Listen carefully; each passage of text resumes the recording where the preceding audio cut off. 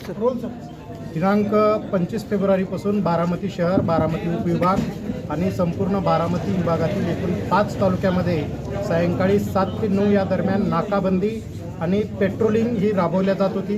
त्याचाच एक भाग म्हणून आज दुपारी आम्हाला माहिती मिळाली की बारामती शहरातील जवळची रोडला एका ओपन प्लॉटमध्ये 2 पांढऱ्या रंगाचे ड्रम लॉक करून पडलेले आहेत। सदर ठिकाणी आमचे पोलीस स्टेशनचे इंचार्ज चिवड शेट्टी साहेब आणि DYSP आम्ही स्वतः जाऊन ते ड्रम ओपन करून पाहिले असता त्यामध्ये गांजा असल्याची आमची खात्री झाली।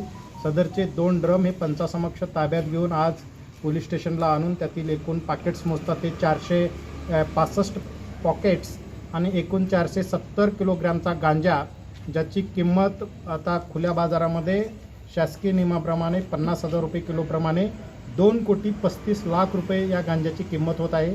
सदरचा गांजा हा या नाकाबंदी दरम्यान कोणीतरी अज्ञात वाहनाने या ठिकाणी टाकून गेलेला आहे अज्ञात आरोपीने।